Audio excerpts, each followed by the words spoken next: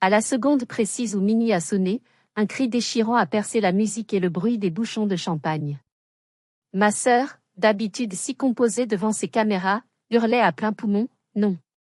C'est la fin. Nous sommes finis. » Ma mère s'est effondrée sur le sol en marbre comme une poupée de chiffon désarticulée.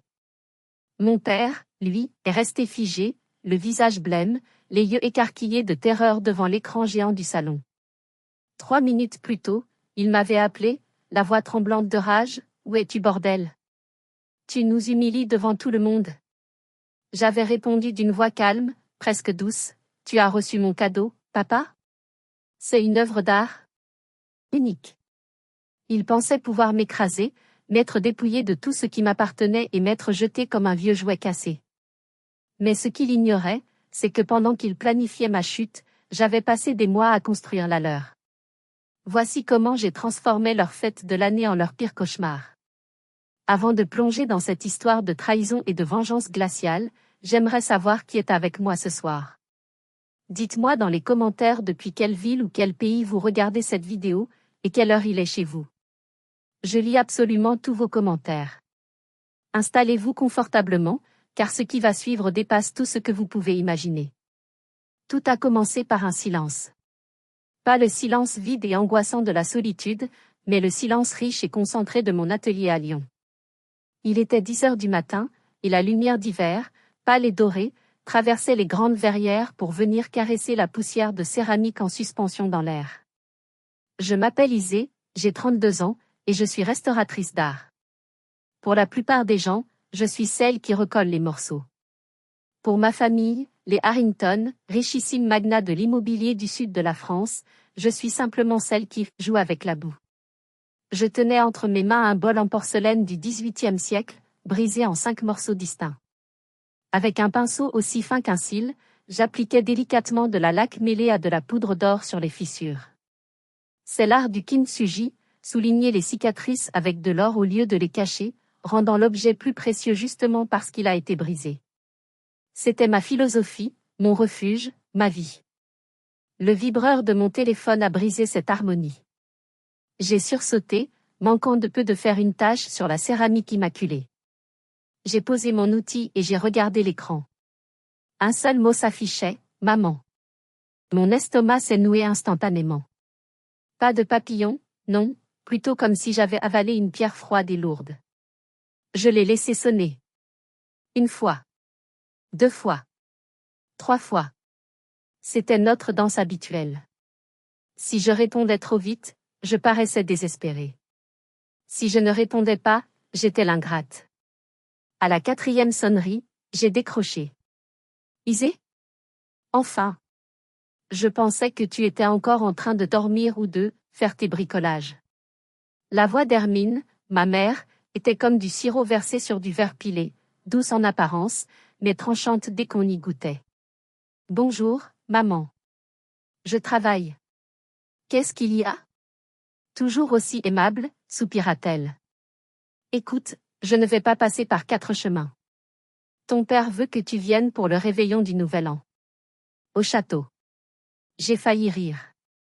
Le château des Vignes, notre domaine familial dans le Luberon. Le lieu de toutes les fêtes somptueuses où je servais généralement de décor, ou pire, de sujet de moquerie. Maman, tu sais que je ne viens plus aux fêtes. J'ai des commandes à finir et... C'est différent cette année, me coupa-t-elle, sa voix prenant une teinte d'urgence que je ne lui connaissais pas. C'est la plus grande soirée que nous ayons jamais organisée. Des investisseurs de Monaco seront là. Ton frère, Enguerrand, va annoncer une fusion majeure. Et, ton père a parlé de toi hier soir. J'ai retenu mon souffle. Mon père, Baudouin Harrington, ne parlait de moi que pour critiquer mes choix de vie ou mon célibat. Il a parlé de moi? Ai-je demandé, détestant la pointe d'espoir stupide qui perçait dans ma voix. Oui. Il a dit qu'il avait peut-être été trop dur avec ton petit atelier. Il veut discuter. Il pense qu'il est temps de te réintégrer pleinement dans la famille. Isée, c'est ta chance. Ne la gâche pas par orgueil. J'ai regardé le bol brisé devant moi. L'or séchait doucement, liant les morceaux épars en un tout cohérent. Je voulais tellement y croire. Je voulais croire que, comme ce bol, ma relation avec eux pouvait être réparée, sublimée. J'avais 32 ans, j'étais indépendante financièrement, et pourtant, cette petite fille en moi cherchait encore l'approbation du géant qui vivait dans le château. D'accord, ai-je murmuré, scellant mon destin sans le savoir. Je viendrai. Je serai là le 29. Parfait, dit-elle, le soulagement évident dans sa voix. Ah, et Isée? Essaie de t'habiller, correctement cette fois. Pas de ces chiffons de bohème que tu affectionnes. On a une image à tenir.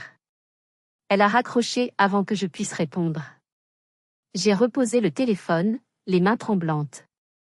J'aurais dû écouter mon instinct. J'aurais dû rester dans la sécurité de mon atelier, entouré de mes objets cassés qui, eux au moins, ne mentaient jamais. Je me suis levée et je suis allée vers mon coffre-fort. J'en ai sorti une pièce que je gardais depuis 6 mois. C'était un vase ancien, d'une valeur inestimable, que j'avais restauré avec une technique de kintsugi si complexe qu'il m'avait fallu des centaines d'heures. C'était mon chef-d'œuvre. Je l'avais gardé pour une occasion spéciale. Je vais lui apporter ça, dis-je à voix haute dans le silence de l'atelier. Il verra. Il verra que ce n'est pas du bricolage. Il verra ma valeur. Je ne savais pas encore que ce vase allait devenir le symbole de ma plus grande humiliation, et le catalyseur de ma plus terrible vengeance. Je ne savais pas que l'appel de ma mère n'était pas une invitation, mais une convocation à mon propre procès. Le trajet de Lyon vers le Luberon a duré 3 heures, mais j'avais l'impression de remonter le temps vers une époque que je voulais oublier. Ma vieille Peugeot 308 avalait les kilomètres d'autoroute, le moteur ronronnant avec fatigue, un contraste saisissant avec les bolides allemands qui me dépassaient. À mesure que les paysages urbains laissaient place aux vignobles endormis par l'hiver et aux collines de calcaire blanc, une anxiété sourde montait en moi. Chaque virage vers le sud réveillait un souvenir, une pièce de musée, de ma douleur. Je me suis souvenu de mes 10 ans. C'était Noël. Enguerrand, mon frère aîné, le prince héritier, avait reçu une mini-moto. J'avais reçu des livres usagés des cousins. Quand Enguerrand avait foncé avec sa moto dans la roseraie de mer, détruisant des fleurs primées, c'est moi qu'on a accusé d'avoir laissé le portail ouvert. J'avais passé la soirée enfermée dans ma chambre pendant qu'il mangeait la bûche glacée. Tu portes la malchance, Isée, m'avait dit mon père ce soir-là. Tout ce que tu touches s'abîme. J'ai serré le volant si fort que mes jointures ont blanchi. J'ai secoué la tête pour chasser ce fantôme. J'étais une adulte maintenant. J'étais respectée dans mon domaine. Les musées de Paris m'appelaient. Je n'étais plus cette petite fille. J'ai tourné sur le chemin de gravier privé bordé de cyprès centenaires qui menait au château des Vignes. Le soleil commençait à descendre, teintant les murs de pierre ocre d'une lumière rouge sang. C'était beau. Objectivement, c'était l'une des plus belles propriétés de la région. Subjectivement, c'était une forteresse conçue pour m'exclure. Devant l'entrée monumentale, le gravier crissait sous les pneus de ma voiture modeste. Elle semblait ridicule garée à côté de la Porsche Cayenne de mon frère et de la Bentley de mon père. J'ai coupé le moteur. Le silence du domaine m'a enveloppé, seulement brisé par le chant du Mistral dans les arbres. J'ai pris ma valise et le carton soigneusement emballé contenant le vase kintsugi. La porte massive en chêne s'est ouverte avant même que je ne frappe. Ce n'était pas ma famille, bien sûr. C'était Madeleine, la gouvernante qui travaillait ici depuis 30 ans. Mademoiselle Isée, murmura-t-elle, ses yeux tristes scannant mon visage. Vous avez maigri. Bonjour, Madeleine. Toujours aussi honnête, ai-je souri tristement. Ils sont où? Dans le grand salon. Ils prennent le thé. Madame a demandé que vous montiez directement vos affaires dans l'aile ouest. L'aile ouest. Les chambres d'amis les moins chauffées, celles qu'on réservait aux cousins éloignés ou au personnel temporaire. Ma chambre d'enfant, dans l'aile, avait été transformée en dressing pour ma sœur Sixtine il y a des années. Bien sûr, dis-je, avalant l'amertume qui remontait dans ma gorge. Je suis entrée. L'odeur m'a frappé immédiatement, un mélange de cire d'abeille, de vieux bois, et de ce parfum d'ambiance coûteux qui sentait l'argent et la froideur. J'ai traversé le hall, mes bottes claquant sur le dallage en pierre. J'ai atteint le seuil du grand salon. Ils étaient là, comme un tableau vivant de la réussite bourgeoise. Mon père, Baudouin, lisait le Figaro dans son fauteuil en cuir, un cigare éteint à la main. Ma mère, Hermine, arrangeait des fleurs fraîches qui coûtaient probablement plus cher que mon loyer mensuel. Enguerrand était au téléphone, parlant fort d'actions et de dividendes, tandis que Sixtine, ma sœur cadette de 26 ans, prenait des selfies devant la cheminée. Je suis là, ai-je annoncé. Les têtes se sont tournées. Pas de sourire chaleureux. Pas d'élan d'affection. Juste des regards évaluateurs. Ma mère s'est approchée, non pas pour m'embrasser, mais pour toucher le tissu de mon manteau avec une grimace. Tu es en retard, dit-elle. Et tes cheveux? C'est la mode à Lyon d'avoir l'air de sortir d'une tempête? Bonjour à toi aussi, maman. Il y avait du trafic. Bonjour papa. Mon père a baissé son journal de quelques centimètres. Ses yeux gris, froids comme l'acier, m'ont transpercé. Tu as apporté quelque chose de décent à mettre pour le dîner de ce soir? On a les de Villepin qui viennent. Je ne veux pas que tu aies l'air d'une domestique. Salut la ratée. Lança Enguerrand en raccrochant son téléphone, un sourire carnassier aux lèvres. Toujours à coller des pots cassés? J'ai vu ton site web l'autre jour. Ça rapporte quoi? De quoi s'acheter un Happy Meal par jour? Sixtine a pouffé de rire, sans même lever les yeux de son écran. Laisse-la, Enguerrand. Elle a son art. C'est tellement pittoresque. Je suis resté planté là, le carton du vase serré contre ma poitrine comme un bouclier dérisoire. J'avais conduit 3 heures pour ça. Pour être insulté dans les 3 premières minutes. Mais je me suis souvenu de la promesse de ma mère au téléphone, il veut discuter. Je vais me changer, ai-je dit d'une voix que je voulais ferme. On se voit au dîner. En montant l'escalier de service vers l'aile ouest glaciale, je me suis répété que je pouvais supporter ça. Juste quelques jours. Juste le temps de prouver ma valeur. Mais au fond de moi, une petite voix me chuchotait, fuis. Fuis maintenant tant que tu le peux encore. J'aurais dû l'écouter. Le dîner a commencé à 20h30 précise. La salle à manger était une démonstration de puissance, des lustres en cristal de baccarat, de l'argenterie lourde, et une nappe en lin blanc si immaculée qu'elle en devenait intimidante. On nous a servi du foie gras poêlé avec une réduction de figues, accompagnée d'un sauterne millésimé. Tout était parfait, sauf l'ambiance. L'air était si tendu qu'on aurait pu le couper avec le couteau à poisson. J'avais mis ma meilleure robe, une pièce vintage en soie noire, simple mais élégante. Mais à côté de la robe à paillettes Balmain de Sixtine et du smoking sur mesure d'Enguerrand, j'avais l'air d'une ombre. Pendant tout le repas, j'ai été invisible. Il parlait de voyage aux Maldives, de la nouvelle voiture de sport d'Enguerrand, des followers de Sixtine qui venaient de dépasser le million. Personne ne m'a demandé comment allait mon travail. Personne ne m'a demandé si j'étais heureuse.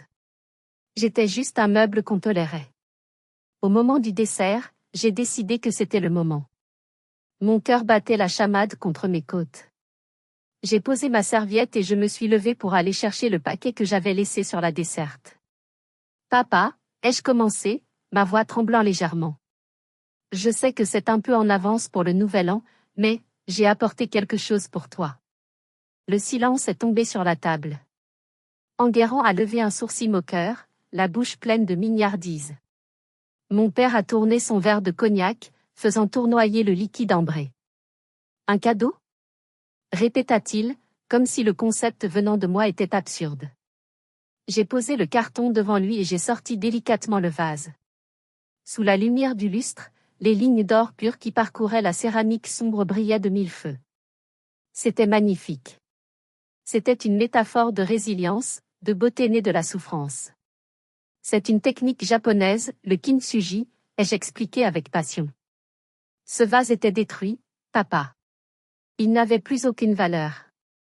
Mais en le réparant avec de l'or, il est devenu plus fort et plus précieux qu'avant. Je voulais te le donner pour te montrer que rien n'est jamais vraiment perdu.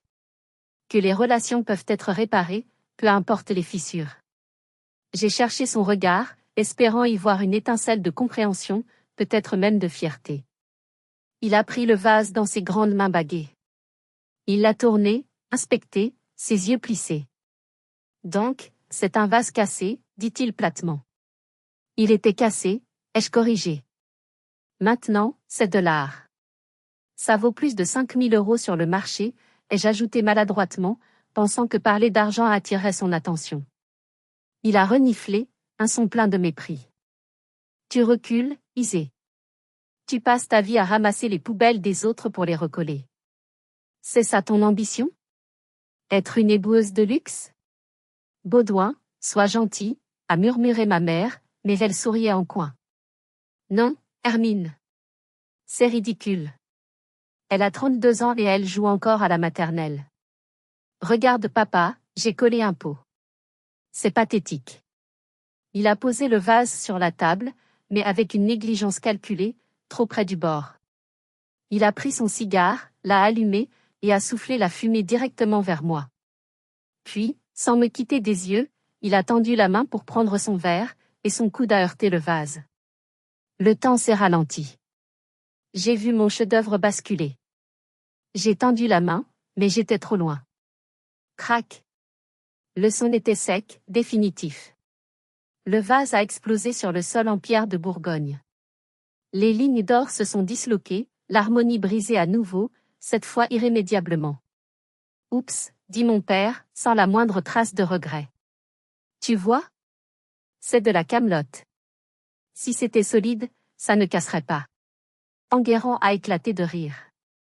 Sixtine a ricané. Oh non, le chef-d'œuvre. A moqué mon frère. Il va falloir encore plus de colle, petite sœur. Je suis restée figée, regardant les débris à mes pieds. Ce n'était pas juste un vase qui venait de se briser. C'était la dernière illusion que j'avais sur cette famille. J'ai senti les larmes monter, chaudes et humiliantes, mais je me suis mordu l'intérieur de la joue jusqu'au sang pour ne pas pleurer devant eux. Madeleine! A crié mon père. Viens balayer ces saletés. On ne peut pas marcher. Je me suis rassise lentement. J'ai regardé mon père, puis ma mère qui évitait mon regard en buvant son vin, puis mon frère et ma sœur qui se moquaient de moi. Une froideur nouvelle s'est installée dans ma poitrine. La petite fille qui voulait être aimée venait de mourir sur ce sol en pierre. À sa place, quelque chose d'autre était en train de naître. Quelque chose de dur, de tranchant, et de très, très dangereux. Ce n'était pas grave, ai-je dit d'une voix blanche. Ce n'était que de la terre cuite. Mais nous savions tous que c'était un mensonge. La guerre venait d'être déclarée, même s'ils ne savaient pas encore que j'allais riposter. Et la véritable attaque, le véritable coup de poignard, allait venir plus tard cette nuit-là. Avant de vous raconter ce que j'ai découvert cette nuit-là, je dois vous poser une question honnête. Si votre propre père brisait volontairement quelque chose que vous avez mis des mois à créer, juste pour vous blesser, qu'auriez-vous fait? Auriez-vous quitté la table en pleurant? Auriez-vous crié? Ou auriez-vous fait comme moi, attendu dans l'ombre? Dites-moi votre réaction dans les commentaires. Je suis curieuse de savoir si j'ai été trop patiente. La nuit est tombée sur le château comme un linceul. Après le dîner désastreux, je me suis réfugiée dans ma chambre glaciale de l'aile ouest. Je n'arrivais pas à dormir. L'image du vase brisé tournait en boucle dans ma tête. Vers 1 heure du matin, la soif m'a poussée à descendre. Je voulais un verre d'eau, et peut-être un verre de leur cognac hors de prix pour anesthésier ma douleur. La maison était silencieuse, du moins je le croyais. En passant près du bureau de mon père, une pièce lambrissée de chaînes interdites aux enfants, j'ai vu un rail de lumière sous la porte. La porte était entr'ouverte de quelques centimètres. Des voix s'en échappaient. Des voix graves, sérieuses, conspiratrices. Je me suis figée.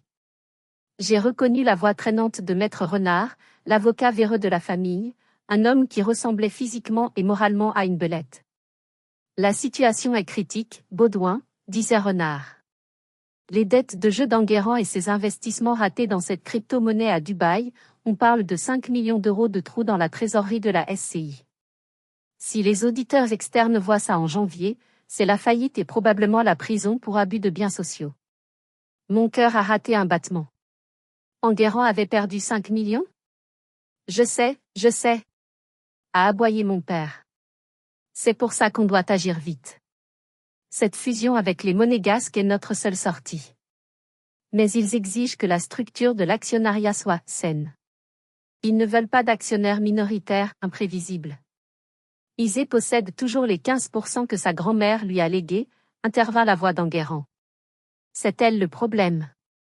Si elle refuse de vendre ou si elle commence à poser des questions sur les comptes, je suis foutu. Ne t'inquiète pas, mon chéri, a dit ma mère. Sa voix était douce, rassurante, celle qu'elle n'utilisait jamais avec moi. Elle est là, non? Elle est revenue comme un petit chien battu dès qu'on l'a sifflé. Je me suis appuyé contre le mur froid du couloir, la nausée montant en moi. Voici le plan, a repris l'avocat.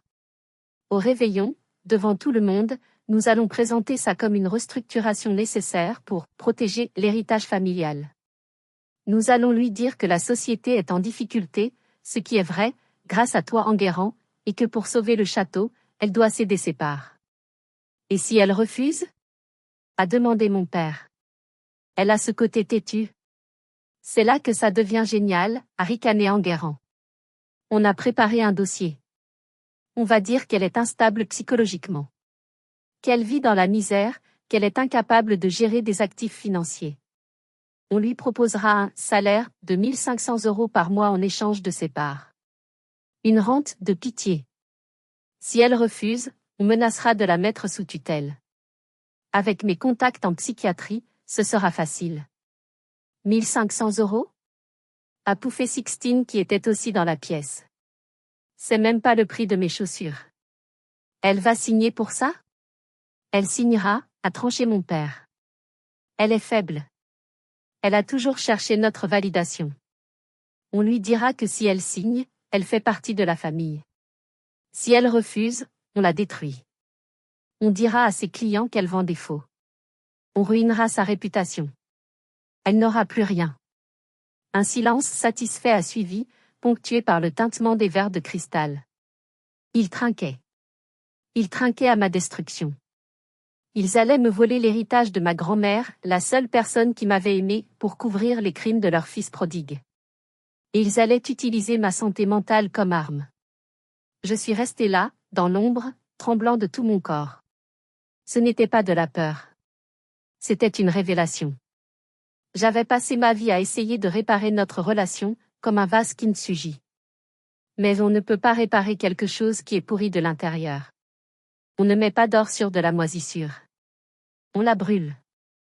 Je n'ai pas fait irruption dans la pièce. Je n'ai pas crié. J'ai reculé doucement, mes pieds nus silencieux sur le tapis persan. Je suis remonté dans ma chambre. Je n'ai pas pleuré. Mes yeux étaient secs, brûlants. J'ai regardé mon visage dans le miroir piqué de la salle de bain. La Isée qui voulait plaire à papa était morte. Celle qui la regardait maintenant avait le regard froid d'un chirurgien avant une amputation. Il voulait jouer avec les papiers? Il voulait parler de fraude et de faillite? Très bien. J'allais leur donner une leçon d'administration qu'ils n'oublieraient jamais. J'ai sorti mon téléphone et j'ai composé un numéro. Il était 2 heures du matin, mais je savais qu'elle répondrait. Lison? C'est moi. Tu avais raison. Tu avais raison surtout. Ils sont en train de me voler. J'ai besoin de toi. On déclenche le plan nucléaire. À l'autre bout du fil, ma meilleure amie, experte comptable et auditrice redoutable, a simplement répondu d'une voix ensommeillée mais ferme, enfin. J'attends ça depuis 10 ans. Raconte-moi tout. Cette nuit-là, alors que ma famille dormait du sommeil des justes et des arrogants, j'ai commencé à creuser leur tombe. Après avoir raccroché avec Lison, je ne me suis pas recouchée. Je me suis assise sur le rebord de la fenêtre, regardant la lune éclairer les vignes nues qui s'étendaient à perte de vue. Ces terres, ma grand-mère les aimait. Elle m'avait appris à reconnaître le cépage rien qu'à la feuille. Et maintenant, mon père et mon frère voulaient les transformer en jetons de casino pour leur vice. Une vague de doute m'a submergée. Étais-je vraiment capable de faire ça? Dénoncer ma propre famille? Envoyer mon frère en prison? Ruiner mon père? C'était biblique, c'était monstrueux. Une voix insidieuse, celle de la petite fille conditionnée, me murmurait, signe les papiers. Prends les 1500 €. Rentre chez toi et oublie tout. C'est plus facile. Ne fais pas de vagues. J'ai pris ma valise, prête à partir, prête à fuir comme une voleuse dans la nuit. En fouillant pour trouver mes clés de voiture, ma main a touché quelque chose de dur au fond de mon sac. C'était un petit carnet relié en cuir, le journal de ma grand-mère qu'elle m'avait donné avant de mourir. Je l'ai ouvert au hasard. Son écriture fine et tremblée disait « Isée est la seule qui a l'œil véritable. Elle voit la beauté là où les autres voient des déchets. Elle voit la vérité là où les autres se contentent de mensonges. Protège-la, Seigneur, car sa famille ne le fera pas. » Les larmes ont finalement coulé. Pas des larmes de tristesse, mais de rage pure. Ils avaient trahi ma grand-mère aussi. Ils pillaient son héritage, salissaient son nom. Si je partais maintenant, si je les laissais gagner, je serais complice. Je ne serais plus la victime, je serais celle qui a tenu le sac pendant le braquage. Non, ai-je chuchoté dans le noir. Non. J'ai essuyé mes joues d'un revers de main brutal. La peur s'est évaporée, remplacée par une détermination glaciale, tranchante comme un scalpel. Je n'étais pas instable. J'étais la personne la plus lucide de cette maison. Et j'allais utiliser mon talent particulier. Mon métier de restauratrice m'avait appris 2 choses, la patience infinie et l'attention aux détails microscopiques. Pour restaurer un tableau, il faut gratter des couches de vernis jauni millimètre par millimètre pour révéler la couleur d'origine. C'est exactement ce que j'allais faire avec les finances de la famille Harrington. J'allais gratter le vernis du luxe et des mensonges pour révéler la pourriture qui se cachait dessous. J'ai rallumé mon ordinateur portable. Lison m'avait envoyé un lien sécurisé vers un serveur cloud. Isée, avait-elle écrit, pour les coincer, il nous faut des preuves tangibles. Pas des paroles. Il me faut les relevés bancaires non officiels, les vrais bilans, les échanges de mai avec les banques offshore. Tu es dans la gueule du loup. Tu dois trouver où il cache les cadavres. Je savais où. Le bureau de mon père. L'ordinateur principal. J'ai attendu 4 heures du matin, l'heure où le sommeil est le plus lourd. J'ai enfilé des chaussettes épaisses pour étouffer mes pas. J'ai ouvert la porte de ma chambre. Le couloir était un tunnel d'ombre. Chaque craquement du parquet sonnait comme un coup de feu à mes oreilles surtendues. Je suis descendu, longeant les murs. Devant la porte du bureau, mon cœur battait si fort que je craignais qu'il ne réveille la maison. J'ai tourné la poignée. Fermée à clé. Évidemment. Mais je connaissais cette maison. Je connaissais ses secrets. Quand j'étais petite et qu'on m'enfermait, j'avais appris à crocheter les serrures avec des épingles à cheveux pour aller voler de la nourriture à la cuisine. J'avais toujours une trousse d'outils fins de restauration sur moi. J'ai sorti une fine tige de métal. Clic. La serrure a cédé. J'étais à l'intérieur. L'odeur de cigare froid m'a prise à la gorge. Je me suis dirigé vers l'iMac colossal sur le bureau d'acajou. Je l'ai allumé. L'écran de mots de passe s'est affiché. Indice, date importante. J'ai essayé ma date de naissance. Erreur. J'ai essayé l'anniversaire de mariage de mes parents. Erreur. J'ai essayé la date de création de l'entreprise. Erreur. Puis, j'ai eu un sourire amer. J'ai tapé la date de naissance d'Enguerrand. 05061988. L'ordinateur s'est déverrouillé. L'ironie était parfaite. Son amour aveugle pour son fils, parfait, allait être la clé de sa destruction. J'ai inséré ma clé USB. J'avais l'impression d'être un espion dans un mauvais film, sauf que les enjeux étaient ma vie, ma liberté et ma santé mentale. J'ai commencé à copier. Dossier SCI Vigne. Dossier Luxembourg. Dossier Projet Monaco. Les barres de chargement avançaient avec une lenteur exaspérante. 10%. 30%. Soudain, j'ai entendu un bruit. Des pas à l'étage. Une chasse d'eau. Quelqu'un s'était levé. Je me suis figé, les yeux rivés sur l'escalier à travers la porte entr'ouverte. Les pas se rapprochaient. C'était le pas lourd de mon père. Il descendait. Je me suis glissé sous le bureau massif en acajou, serrant la clé USB contre ma poitrine, priant pour que la petite lumière bleue de transfert ne clignote pas trop fort dans la pénombre. Les pas lourds de mon père se sont arrêtés sur le seuil. J'ai vu ses pantoufles en cuir. Il a reniflé, a fait quelques pas dans la pièce. Mon souffle était bloqué dans ma gorge. S'il me trouvait là, tout était fini. Il inventerait une histoire de cambriolage, de crise de folie. Il s'est dirigé vers le petit bar dans le coin de la pièce. Le tintement d'une carafe contre un verre. Il se servait un verre au milieu de la nuit. La main tremblante? Le stress des dettes? Il a bu d'un trait, a soupiré un long râle fatigué, puis est reparti. J'ai attendu 5 minutes entières avant de bouger, mes muscles tétanisés. Je suis sorti de ma cachette. Le transfert était terminé. 100%.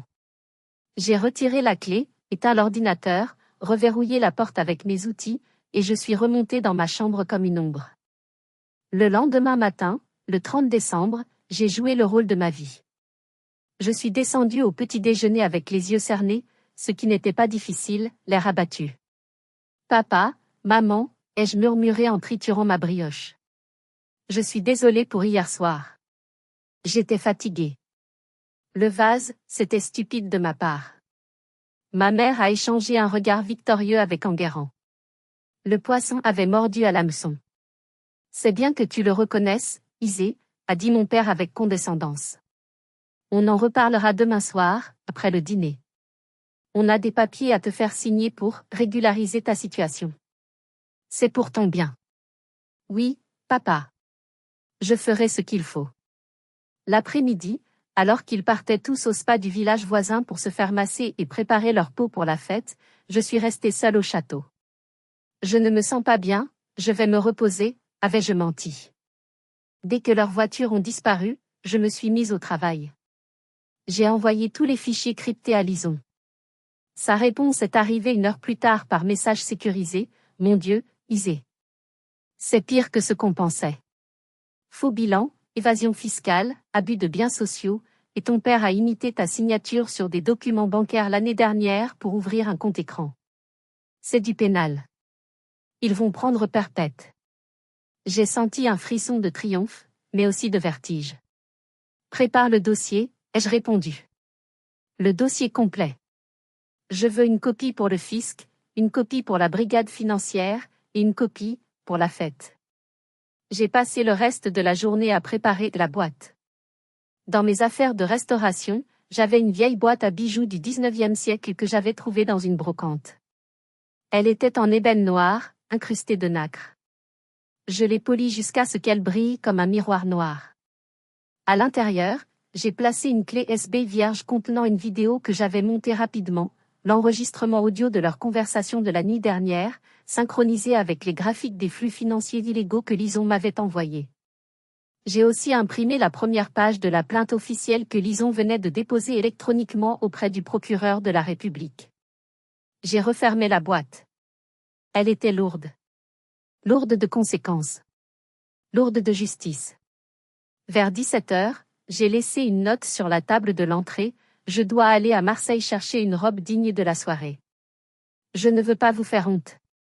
Je serai de retour juste avant minuit pour la grande annonce. C'était un mensonge crédible. Il savait que je n'avais rien à me mettre. J'ai pris ma voiture, mes affaires, et j'ai quitté le château des Vignes. En passant le portail, je n'ai pas regardé dans le rétroviseur. Je savais que la prochaine fois que je verrais cet endroit, ce serait entouré de rubans de police. Je ne suis pas allé à Marseille. Je suis allé chez Lison, dans son appartement sécurisé à Aix-en-Provence. Là-bas, nous avons bu du vin rouge bon marché, mangé une pizza, et regardé les aiguilles tourner. Tu es sûr de vouloir faire ça comme ça? M'a demandé Lison en me voyant caresser mon téléphone silencieux. Il voulait un spectacle, ai-je répondu. Il voulait m'humilier devant tout le gratin. Alors je vais leur donner le spectacle du siècle. Je vais leur offrir une fin d'année explosive. J'ai contacté un service de coursier privé très haut de gamme. J'ai donné des instructions précises. La boîte devait être livrée à 23h50 précise. Pas une minute avant, pas une minute après. Le livreur devait insister pour que le cadeau soit ouvert sur scène. Le piège était tendu. La souris avait quitté le labyrinthe, et elle venait d'y lâcher un lion. Le 31 décembre. La nuit est tombée sur le Luberon, froide et claire. Depuis l'appartement de Lison, je suivais les événements via les réseaux sociaux. Sixtine, fidèle à elle-même, postait story sur Instagram. Je voyais le château transformé. Des centaines de lanternes illuminaient l'allée. Une tente chauffée avait été dressée dans le jardin pour le cocktail. Les invités arrivaient, des banquiers suisses, des promoteurs immobiliers véreux, des politiciens locaux cherchant des financements, et bien sûr, les fameux investisseurs monégasques, bronzés et couverts d'or. Ma mère portait une robe Dior vintage qu'elle avait fait retoucher. Elle rayonnait, jouant la maîtresse de maison parfaite, embrassant l'air près des joues des invités. Mon père fumait cigare sur cigare, l'air confiant, tapant sur l'épaule des hommes influents. Enguerrand, lui, avait l'air fébrile. Il buvait trop vite. Je voyais la sueur perler sur son front dans les vidéos HD de ma sœur. Il savait que sa vie dépendait de ma signature ce soir. À 22h, mon téléphone a commencé à vibrer. Appel manqué, maman, 3, appel manqué, papa, 2, message d'Enguerrand, t'es où putain? Les investisseurs demandent à te voir. Grouille-toi. J'ai souri et j'ai mis le téléphone en mode « ne pas déranger ». Laissez-les mariner. Laissez la peur s'installer. À 23h, l'ambiance commençait à changer. Dans les stories de Sixtine, je voyais ma mère chuchoter nerveusement à l'oreille de mon père. Il scrutait l'entrée. L'absence de la « fille prodigue » commençait à se faire remarquer. Les monégasques regardaient leur montre. Ils n'allaient pas signer le chèque de la fusion sans voir toutes les parties prenantes. Ils commencent à paniquer, à commenter Lison en mangeant du pop-corn. C'est délicieux. Attends, ai-je dit. Ce n'est que l'entrée. À 23h30, mon père m'a laissé un message vocal. Je l'ai écouté sur haut-parleur. Sa voix, d'habitude si autoritaire, était étranglée par une rage contenue, Isée. Je ne sais pas à quoi tu joues. Si tu n'es pas là dans 20 minutes, je te jure que je te coupe les vivres pour de bon. Je te déshérite. Je brûle ton atelier. Ramène tes fesses ici tout de suite. Il ne peut pas te déshériter, c'est illégal en France, a rappelé Lison, pragmatique. Je sais. Mais il aime croire qu'il est Dieu. À 23h45, le DJ a baissé la musique. C'était le moment des discours. Mon père est monté sur l'estrade improvisée dans le grand salon. Il a pris le micro. Je l'imaginais, essayant de masquer mon absence. Mes chers amis, a-t-il commencé, sa voix amplifiée résonnant dans le hall de pierre. Quelle année magnifique! Nous sommes réunis ici pour célébrer la famille, la réussite et l'avenir. Ma fille aînée, Isée, a eu un petit contretemps avec sa robe, typique des artistes. Rire poli de la foule. Mais elle nous a préparé une surprise. Il improvisait. Il mentait avec une aisance terrifiante. C'est à ce moment précis, à 23h50, que les portes du salon se sont ouvertes. Ce n'était pas moi. C'était un homme en uniforme noir impeccable, portant des gants blancs. Il tenait dans ses mains la boîte en ébène. Il a traversé la foule qui s'écartait, intrigué. Le silence s'est fait. Le coursier s'est approché de l'estrade. Livraison urgente pour Monsieur Baudouin-Harrington. De la part de Mademoiselle Isée. Avec ses vœux pour la nouvelle année. Ma mère a poussé un petit cri de joie théâtrale. Oh! Regardez! Elle a envoyé un cadeau. Elle a dû avoir trop honte de sa tenue pour venir, la pauvre chérie. Ouvrons-le. C'est sûrement quelque chose de merveilleux. Elle pensait que c'était une offrande de paix. Peut-être le vase recollé? Ou mieux, les papiers signés qu'elle m'avait laissés dans ma chambre? Enguerrand s'est précipité. Allez, on ouvre. C'est sûrement le contrat signé. Champagne pour tout le monde. Ils étaient si avides. Si aveugles. Ils se sont rassemblés autour de la boîte comme des hyènes autour d'une carcasse. Sixtine a braqué son téléphone pour filmer l'unboxing en direct pour ses 1,2 million d'abonnés. Regardez les amis. Ma sœur bizarre nous envoie un truc. Hashtag surprise, hashtag famille riche. Lison et moi, nous avons retenu notre souffle. Le moment de vérité était arrivé. Le lion sortait de la cage. Et vous, honnêtement, comment auriez-vous réagi à sa place? On veut vraiment lire vos avis dans les commentaires, parce que chaque point de vue compte.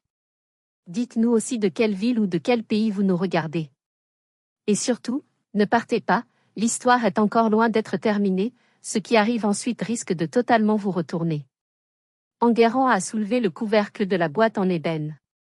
Le flash des téléphones crépitait. À l'intérieur, pas de bijoux, pas d'or.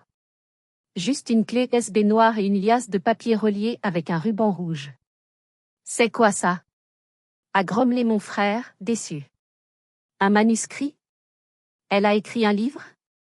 Ma mère a ri nerveusement. C'est peut-être une vidéo hommage? Pour les 40 ans de mariage? Vite, branche-le sur l'écran, Enguerrand. Les monégasques attendent. Poussé par la cupidité et l'impatience, Enguerrand a pris la clé USB. Il s'est dirigé vers le système multimédia connecté à l'immense écran LED de 80 pouces qui dominait la pièce, celui-là même qui diffusait des photos de famille idylliques en boucle. Il a branché la clé. L'écran est devenu noir une seconde. Puis, un logo est apparu. Pas celui de la famille. Mais un scan haute résolution d'un document officiel, Direction générale des finances publiques, avis de contrôle fiscal approfondi. La musique s'est arrêtée brutalement. Un murmure a parcouru la salle. C'est une blague? A demandé mon père, son sourire se figeant. Puis, la vidéo a commencé. Mais ce n'était pas une vidéo. C'était un enregistrement audio, accompagné de sous-titres clairs et impitoyables. La voix de ma mère a résonné, amplifiée par le système audio Bose à 20 000 €. On lui proposera un salaire de 1 500 € par mois. Si elle refuse, on menacera de la mettre sous tutelle. On ruinera sa réputation. La foule a halté. C'était la voix indéniable d'Hermine Harrington, la dame patronnesse, la femme parfaite, en train de comploter pour détruire sa propre fille. Ma mère a porté la main à sa bouche, ses yeux écarquillés d'horreur. L'audio a continué. La voix d'Enguerrand, les dettes de jeu, 5 millions € de trous. Isée est le problème. Sur l'écran, les graphiques que Lison avait préparés défilaient. Janvier 2024, virement de 500 000 € vers compte offshore, Blue Lagoon, île Caïman. Mars 2024, fausse facture, rénovation toiture, 200 000 €, société écran appartenant à Enguerrand. Signature falsifiée d'Isée Harrington sur les statuts de la société. Sixtine, qui filmait toujours, a baissé son téléphone, mais c'était trop tard. Le live continuait. Les commentaires défilaient à toute vitesse. C'est quoi ce délire? Ils sont en train d'avouer des crimes, la sœur est une légende. Éteins ça. A hurlé mon père. Éteins ça tout de suite. Il s'est précipité vers l'écran, bousculant un serveur qui a laissé tomber un plateau de flûte de champagne. Le bruit du verre brisé a fait écho à celui de mon vase la veille. Mais cette fois, c'était leur réputation qui volait en éclats. Enguerrand, paniqué, tapait frénétiquement sur le clavier, mais j'avais verrouillé le fichier en lecture automatique. Il ne pouvait pas l'arrêter sans débrancher tout le système. C'est un faux. C'est un montage. A crié ma mère aux invités qui reculaient, horrifiés. Ma fille est folle. Elle est jalouse. Mais les preuves étaient là, étalées en 4K. Les numéros de compte bancaire. Les dates. Les signatures imitées. Les investisseurs monégasques, ces hommes d'affaires impitoyables qui ne tolèrent pas le scandale, se sont levés d'un seul bloc. Le chef de leur délégation a regardé mon père avec un mépris absolu. Monsieur Harrington. Je crois que notre partenariat s'arrête ici. Nous allons contacter nos avocats. Non. Attendez. C'est un malentendu. A supplié Enguerrand, agrippant la manche de l'homme. L'investisseur s'est dégagé avec dégoût. Ne me touchez pas. Vous puez l'escroquerie. C'est à ce moment-là que le coup de grâce est arrivé. On entendit des sirènes. Pas une, mais plusieurs. Des lumières bleues ont commencé à flasher à travers les grandes fenêtres du château, se mêlant aux décorations de Noël. Lison avait bien fait son travail. Elle n'avait pas seulement envoyé le dossier au fisc. Elle l'avait envoyé au juge d'instruction de permanence avec une mention « risque de fuite imminent à l'étranger ». Sixtine a poussé ce cri que j'avais entendu au début, non. C'est la fin. Mon père s'est retourné vers la salle, cherchant un coupable, cherchant une issue. Il a vu la boîte en ébène sur la scène. Sur le couvercle, gravé dans le bois, j'avais laissé un petit mot en lettres dorées, à la manière du kintsugi, la vérité est la seule chose qu'on ne peut pas maquiller. Les portes se sont ouvertes à nouveau. Ce n'était plus le livreur. C'était la gendarmerie nationale et des agents en civil avec des brassards, police judiciaire. Baudouin Harrington? Enguerrand Harrington? Veuillez nous suivre. La fête était finie. Le cauchemar commençait. Minuit a sonné. Dehors, le feu d'artifice automatique que mon père avait programmé à grands frais a commencé. Boum. Crac. Sifflement. Des gerbes d'or et de rouge explosaient dans le ciel noir, illuminant une scène surréaliste à l'intérieur du château.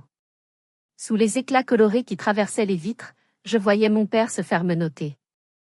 Lui, l'intouchable, le roi du Luberon, était plaqué contre son propre piano à queue par un officier de police. Il hurlait, menaçait de faire renvoyer tout le monde, invoquait le nom du ministre de l'Intérieur. Mais le policier restait impassible, récitant ses droits. Enguerrand, le Golden Child, pleurait. Littéralement. Il était recroquevillé sur le canapé, ses larmes coulant sur son smoking hors de prix, balbutiant, « C'était pas moi, c'était l'idée de papa, je le jure. » Sa lâcheté était aussi spectaculaire que son arrogance l'avait été. Ma mère s'était évanouie, ou feignait de l'être, sur une chaise Louis XV, éventée par une amie hypocrite qui avait probablement hâte de raconter tout ça au club de bridge le lendemain. Les invités fuyaient comme des rats quittant un navire en train de couler. Les valets étaient débordés, courant chercher les manteaux de fourrure et les clés de voiture. Personne ne voulait être associé aux Harrington. En 10 minutes, une dynastie de 50 ans venait de s'effondrer. Depuis mon poste d'observation à Aix, je ressentais un mélange étrange d'euphorie et de tristesse. C'était fait. La justice était servie. Mais voir sa propre famille détruite, même quand c'est mérité, laisse un goût de cendre dans la bouche.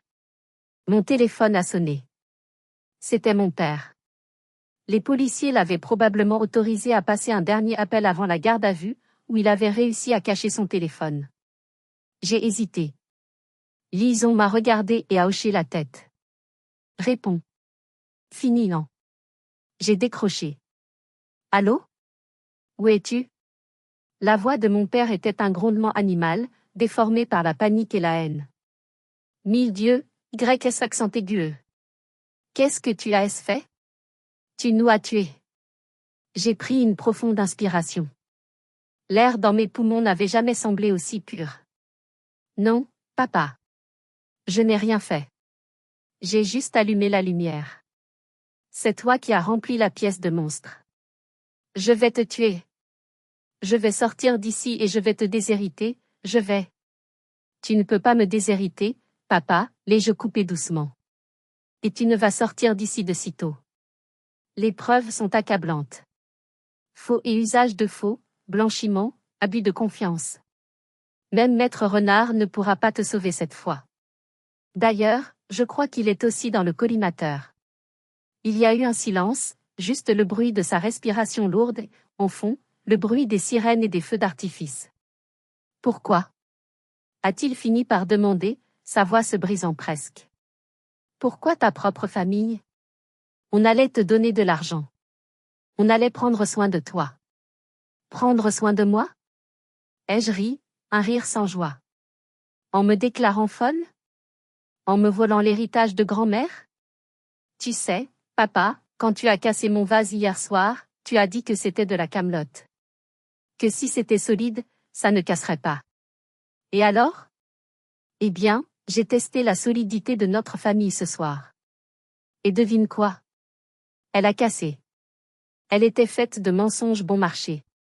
J'ai entendu un policier lui dire, « Monsieur, il faut raccrocher maintenant. » Isée. Attends. Isée. Bonne année, papa. Profite de la garde à vue. Il paraît que le café est moins bon qu'au château. J'ai raccroché. Puis, j'ai éteint mon téléphone. J'ai retiré la carte SIM. Je suis allé à la fenêtre de l'appartement, j'ai ouvert la baie vitrée, et j'ai jeté la petite puce électronique dans la nuit. Elle a disparu dans l'obscurité. Je me suis retourné vers Lison. Elle tenait 2 verres de vin. Alors? Ça fait quoi d'être orpheline volontaire? J'ai pris le verre. J'ai regardé le liquide rouge sombre tourbillonner. Ça fait, comme si je venais enfin de respirer pour la première fois. Nous avons trinqué. Au loin, minuit et demi sonnaient. Une nouvelle année commençait. Pour moi, c'était l'an 1 de ma nouvelle vie. Pour eux, c'était le début de la fin. Mais je ne savais pas encore à quel point la chute serait brutale dans les mois à venir. L'histoire n'est pas tout à fait finie. Il reste les conséquences. La chute. Si vous aimez voir le karma frapper fort, restez jusqu'à la toute fin. Et si vous avez déjà ressenti cette libération de couper les ponts toxiques, mettez un pouce bleu pour soutenir la chaîne. Les 6 mois qui ont suivi cette nuit de la Saint-Sylvestre ont été un feuilleton médiatique que toute la France a suivi. Le scandale du château des Vignes a fait la une des journaux régionaux, puis nationaux. L'enquête a été rapide et brutale. Avec les documents que j'avais fournis, la police n'avait même pas besoin de chercher. Tout était là, les comptes aux Caïmans, les pots de vin versés à des élus locaux pour des permis de construire, et bien sûr, la fraude massive sur l'héritage de ma grand-mère. Enguerrand a craqué le premier. En garde à vue, sans son confort et sa cocaïne, il a tout balancé pour essayer d'obtenir une peine réduite. Il a accusé mon père de tout orchestrer. Mon père, en retour, a traité son fils d'imbécile incompétent qui avait ruiné l'entreprise. C'était pathétique. La famille unie se dévorait elle-même. Le verdict est tombé au printemps. Baudouin Harrington, 4 ans de prison dont 2 fermes, 5 millions d'euros d'amende et interdiction définitive de gérer une entreprise. Enguerrand Harrington, 3 ans dont 18 mois ferme. Hermine Harrington, condamnée pour complicité, avec sursis, mais ruinée par les amendes civiles. Le château a été saisi par la banque. Il a été vendu aux enchères pour payer les créanciers. J'ai vu les photos du déménagement dans la presse. Ma mère, cachée derrière des lunettes noires, portant ses propres cartons, huée par d'anciens employés qu'il n'avait jamais payés. Sixtine a perdu tous ses sponsors. Une influenceuse dont la famille est en prison pour escroquerie, ça ne fait pas vendre de crèmes hydratantes. Elle a dû supprimer ses comptes, selon la rumeur, travaille maintenant comme hôtesse d'accueil dans un camping. Quant à moi, je n'ai pas demandé un centime de l'argent sale. J'ai récupéré mes parts légales de l'héritage de ma grand-mère une fois l'entreprise liquidée. Ce n'était pas une fortune, après le paiement des dettes, mais c'était suffisant. J'ai déménagé à Paris. J'ai ouvert mon propre atelier dans le Marais. Je ne m'appelle plus Isée Harrington. J'ai pris le nom de jeune fille de ma grand-mère, Isée Valois. Un jour, 6 mois après le procès, j'ai reçu une lettre. L'écriture sur l'enveloppe était celle de ma mère. Une écriture tremblée, sans la superbe d'autrefois. Je ne l'ai pas ouverte tout de suite. Je l'ai posée sur mon établi, à côté d'un vase Ming que je restaurais pour le musée Guimet. Finalement, la curiosité l'a emporté. J'ai déchiré l'enveloppe. Isée, nous n'avons plus rien. Ton père est en prison. Je vis dans un 2 pièces à Toulon. Sixtine est déprimée. Nous sommes ta famille. Le sang est plus important que l'argent. Aide-nous. Juste un peu. On te pardonne. J'ai relu la dernière phrase. On te pardonne. Pas, pardon. Pas, nous sommes désolés. Mais, on te pardonne. Comme si c'était moi la coupable. Comme si j'avais eu tort de refuser d'être leur victime. J'ai regardé le four à céramique qui ronronnait à 1000 degrés dans le coin de l'atelier. J'ai pris la lettre. J'ai ouvert la porte du four. La chaleur m'a frappé le visage, purifiante. J'ai jeté le papier dans les flammes. Il a noirci, s'est recroquevillé, et a disparu en cendres en une seconde. Je me suis sentie légère. Le Kintsugi nous apprend que les objets brisés peuvent être réparés et devenir plus beaux. Mais certaines choses, comme les relations toxiques, ne sont pas de la céramique. Ce sont des tumeurs. On ne les répare pas avec de l'or. On les coupe. J'ai refermé le four. J'ai repris mon pinceau et ma poudre d'or. J'avais un travail à faire. Un travail honnête, beau, et surtout, un travail qui était le mien. Voilà mon histoire. J'ai perdu une famille ce soir-là, mais j'ai gagné ma vie. Si vous êtes dans une situation où l'on vous rabaisse, où l'on vous dit que vous ne valez rien, rappelez-vous de mon vase brisé. Parfois, il faut tout laisser se casser pour pouvoir reconstruire quelque chose de vrai. Merci de m'avoir écouté. Si cette histoire vous a touché, abonnez-vous et partagez-la. Peut-être que quelqu'un d'autre a besoin d'entendre qu'il a le droit de dire non. À bientôt pour une autre histoire.